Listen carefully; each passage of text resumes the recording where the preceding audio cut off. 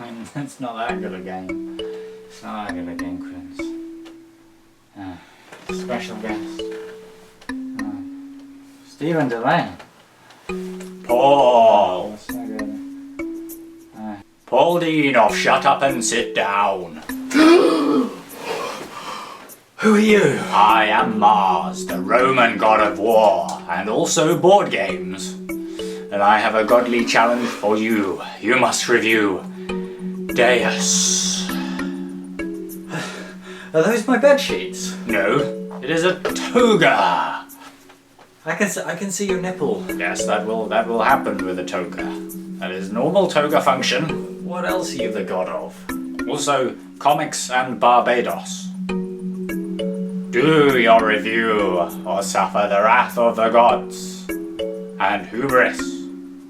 It is not the wrath of the gods, but when you make your own pride-related mistake that later in the narrative causes... that's Greek.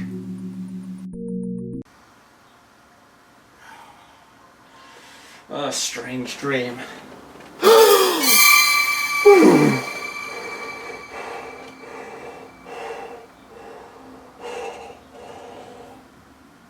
I was excited to play Deus, a game about empire building, a proper game about empire building, the sort that I haven't actually played in a while. You know, the ones that have like hex-inspired worlds, where you gradually put down little tokens that represent your armies or your navies or your settlements as you expand slowly across the land. I don't really know how empires work, but I assume that they employ people who go around sort of repainting everything the appropriate imperial colour and change the letterheads and hang all the right banners and just generally stand on very high hills and shout, "This is the Blue Land!" Probably something like that. And that's exactly what you do in Deus, gradually sweeping across a land that, because of these modular board sections, can be different every time you play. You leak into one edge of this world, and like someone has left a tap labelled Romans on, slowly you pour out your liquid Latins enveloping local tribes, building temples to the gods, and generally, you know, self-glorifying. Now, the measure of success in Deus is the same as the measure of success throughout all history. It's victory points, and victory points are gained by surrounding and subjugating local tribes, space by space, and by building those temples to the gods wherever you feel like. But they can also be earned through the internal mechanics of your economy, and again, much like empires throughout history, the real route to success, the route to becoming an effective empire, is through the careful curation and creation of an economy. And again, much like in real life, all the complexity is to be found in the economies that you put together. You see, you look at Deus's very, very slim rulebook and you go, And you do that because it says on your turn that you're going to do one of two things. You're going to build a building or you're going to make an offering to the gods. That's it. That's all you're going to do. Ever. And yet within these simple choices, so many possibilities emerge. Okay, Everything in Deus is driven by cards, and you have a card tableau in front of you. Initially, at the start of the game, it'll look like this. It'll be as blank and barren as burned Carthage. But turn by turn, as you construct things as a quarry, and as you start to deploy your navies, and your legions march out, it will slowly populate. Now obviously all these things cost, they don't come for free, and they'll require maybe some combination of clay or wood or stone or wheat or sometimes gold. Gold is particularly useful because that's also a wild card resource. 4 gold replaces anything else that you don't have. But naturally, this stuff doesn't come for free either. Sooner or later you're going to run out of it, particularly at the start of the game. That happens quite often. Some of these buildings, hey, a quarry, produce resources of their own, but it takes a little while to ramp things up. So what are you going to do when inevitably you run out of what you need, or you've never had it in the first place? Well, don't worry, the gods are generous. They are in this game anyway. I mean, there's numerous examples when in real life, if you offer up some cards from your hand, cards that you probably didn't want anyway, you'll receive a reward related to any one of the cards that you offer. And then you'll draw back up to 5 cards, which in itself is useful, but the reward is really what you're going for. Blue cards, which correspond to ships and maritime buildings, will just immediately give you more gold. Great. Green production cards give you more resources. Red military cards put more buildings into your supply, and so on. And you need buildings in your supply before you can actually place them on the board. So some turns, it's good to lay a new card and construct a new building, particularly because you do always want to expand. You want to keep moving forward, even if that building isn't necessarily immediately useful to you right now. And I'll come to why that is in a moment. But it can also be just as valuable to just void some or all of your hand and gain a whole new host of cards, random as they might be, for the possibilities that could come up. Just as long as you don't dawdle, because everyone else is constantly expanding as well, all the time. And the game ends once all the neutral villages on the board have been surrounded, or all the temples in the supply have been built. And that won't take as long as you think. Deus is a fast game. Deus is quick. But that's okay, that's fine. Fast is good, right? In these fast-moving modern times of aqueducts and roads and mines and quarries and forums and puppy gifts, it's nice to have something that isn't too ponderous, isn't too large, because not all of us have the time to be investing a whole afternoon playing something. We need to be back in the Senate advocating for board games. It's really nice to have things sometimes that are just simple, quick, and uncomplicated. But Deus has depth, and it's depth that comes from the many cards in the game and how you put them together to form your economy. And it's kind of impressive.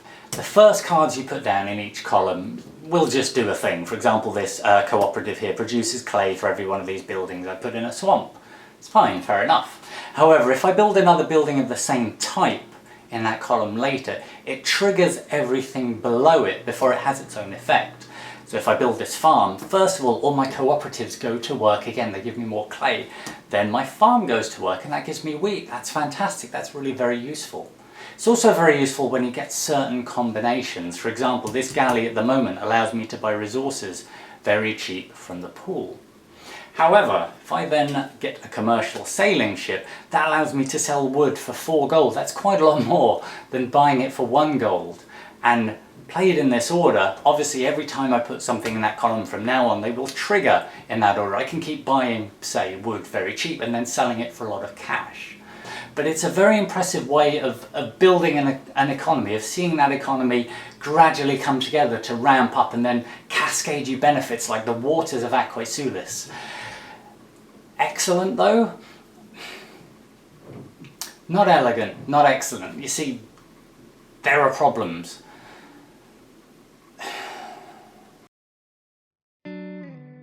Hi, so we all wanted to have a sit down with you and have a serious chat about Deus, didn't we? We did, didn't we?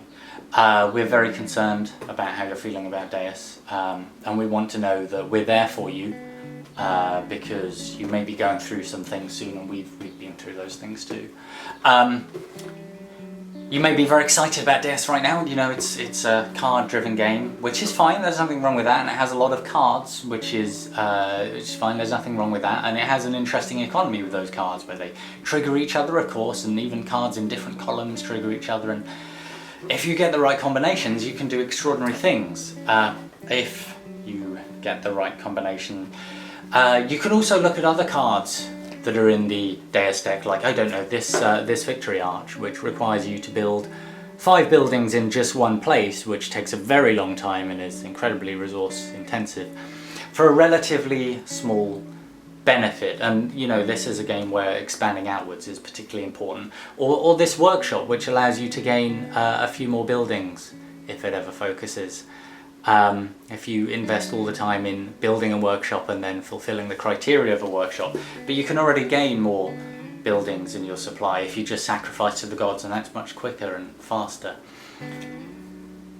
Deus has a lot of cards, yes, and they can fall in particularly exciting combinations sometimes, but also they can just appear in your hand as random nonsense, and very often I found myself in Deus looking at certain cards or certain possibilities and not saying I don't want to do that right now, but just saying I never want to do that. That doesn't make sense. I've also seen some huge score disparities in games of Deus, usually because one player has happened to get a certain combination of cards at a certain time in a certain order that allows their economy to just pump out gold or victory points or resources or all three every other turn like some kind of angry Vesuvius, if there's any Vesuviuses that aren't angry. And of course by having those cards they deny everyone else those cards and those possibilities. Sure, there's other ways to score victory points if you build the right kind of temples in the right sort of places. If you happen to have the right temple card and the right territories under your control, then that's a possibility. Same for surrounding the neutral villages, that pulls victory points out of those. But it all feels too random.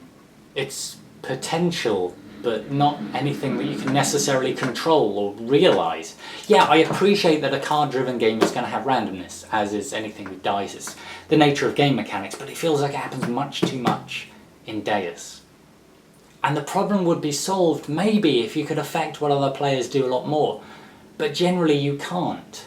Sure, you can jump into a territory before they do, and sometimes that can be significant, but it's not always apparent which territory is going to be most significant to anyone at any time, because people are constantly cycling cards and looking at different options. And while you've got armies that can sort of attack other players, and it's cool that armies can move, you can trigger armies to trigger other armies that move you around, you usually just shave a couple of gold pieces off their treasure, or you take one or two of their victory points, and that's it. Most of the time you're kind of playing by yourself and plodding out into one or two new spaces every other turn and narrating your actions, saying, well, I'm going to take this now and I build this and now it's your go. Just staring at your hand, thinking, am I having quite a nice time by myself here? I'm alone, I've got my wood. Thing is, I had some fun playing Deus. It's weirdly pleasurable to build your empire, to plop down another building, to gradually ooze out across the land and to see what kind of combinations of things you can come up with by yourself. Even though you sometimes just look at your hand of cards and you can't do anything with them and you want to make an offering, but you can't even make the offering that you want to because you don't have the right cards to even make that offering. It's still a gorgeous looking game, I think, even though it has its fiddly elements too, like the factions that are the same colours as the land in some cases, or the weird thing where all the resources are the same colour as playing pieces and on the cards, except wood, which is brown as a playing piece and green on a card for no apparent reason, or the manual being so thin because the game is relatively simple, but it can actually do with some rule clarifications for a couple of different instances, like the first player card. The first player card, I spent half an hour of my life trying to work out what the first player card does. It does nothing. All it does is it records who the player is who started the game, because when you end the game you finish a couple of circuits of players, which is something you could just, you don't need a first player card for it. And they're always going, why is it there? Do you give it to people? When does it change? No, it's just so you can remember who player one is, which is something you could also remember using your head. So Deus is quite good fun. It's colourful, it has some clever ideas in it. I've enjoyed myself playing it. Does Shut Up and Sit Down recommend Deus though? No it doesn't, for reasons that I hope are now fairly obvious. Instead there's... Come with me, alright? Just come with me in here. I want to tell you something. I don't want Quinns to hear. Okay, we're in the... there we go. We're in the cupboard. Just between you and me. Okay. If you'd like to play something like Deus, but something better, there is a game that we looked at a while ago called Kingdom Builder. Quinns likes it a lot.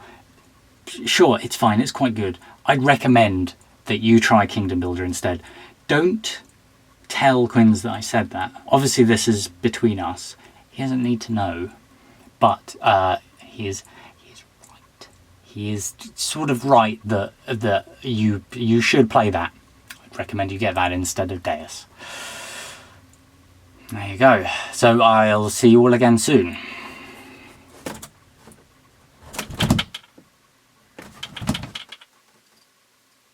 I can't get out. I can't get out. I'm in the cupboard. Help! Oh God. Well, there's nothing in here. There's no food or anything. What am I going?